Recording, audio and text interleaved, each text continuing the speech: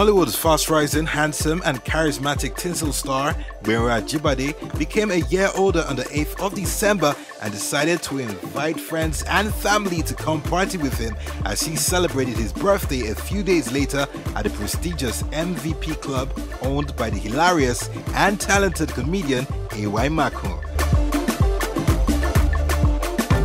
I'm from Kogi State. I was born in Maiduguri. I grew up in Gbenro State. I did all my schooling in Gbenro State, basically. Primary, secondary school, university. So that's like practically where I grew up and where I've spent most of my life so far. You know, so I'm from the Yoruba speaking part of Kogi State. Where I'm from is actually Kababunu. You know, you also have the Igbiras, you have the Gala people, like you said. Yeah, so I'm from we have our own dialect though, you know. He doesn't know,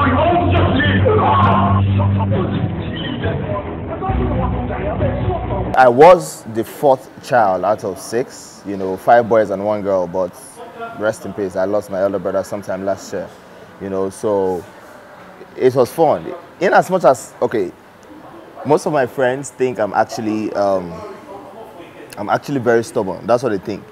But I keep saying that in as much as they think I'm stubborn, I'm the calmest in the house, you know, so I grew up with soldiers, my elder brothers, you know.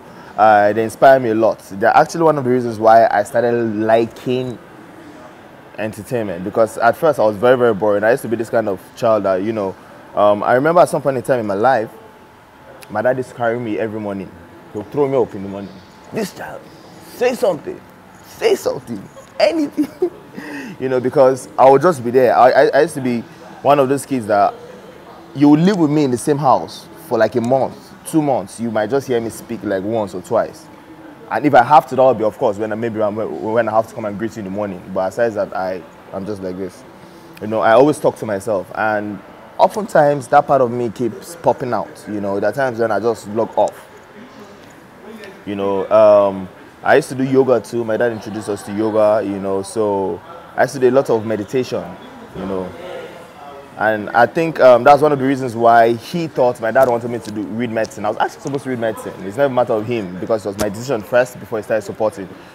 Because he said I was more calm, I was more relaxed, I have steady nerves and all of that. Why will you go through KB? You know I don't like these guys. Why did you even mention it to me, Salem? I actually thought that... Look, see, Salem, I'm highly disappointed in you. I should have known better. I fit into photography and fashion modeling, you know, so I was in both of them. And even when Tinsel came through, which was my first, they told us it was a TV commercial for Mnet.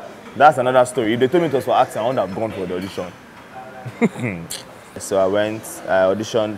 They now left us for a long time. You know, I even forgot about it. I remember I was working out in stadium. They now called me like, yo, send your measurements, you know, come for a meeting. I didn't really believe up until we had the first meeting, because of the kind of place we had the meeting, the treatment that they gave us. And I realized that I was like the 2nd or 3rd Nigerian out of a lot of people. So I'm like, oh yeah, this is for real, you know, yeah. So they took us through series of workshops. I learned a lot about acting, you know, and on Tinsel said we learn every day.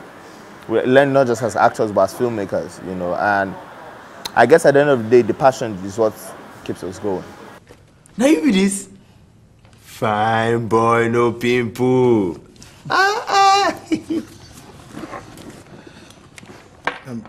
Bros, I have something to tell you. For me, I passed through a phase in my life where all my friends were snitching at some point in time. You know, there's so many backstabbing, and it's crazy how the industry is. So I cut myself off from everyone, you know. That was one of the reasons why I started raising soldiers, beasts. That's what my friends used to say, because in my house, there was a day I woke up one day and I bought 11 dogs, 5 pit bulls, 6 Rottweilers. Yeah, you know, so why? Because I wanted to start I wanted new friends at the end of the day. You know, I wanted new friends. So loyalty in friendship matters to me a lot.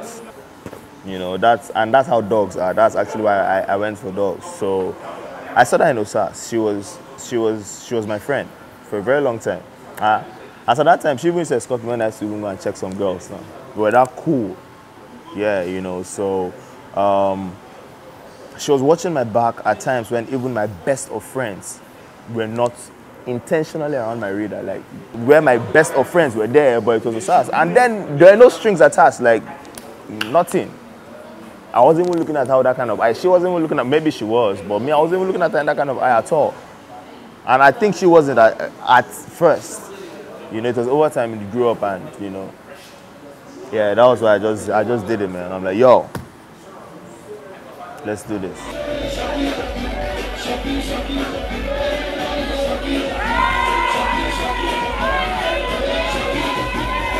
I would say they have to make sure they have passion for what they're getting into.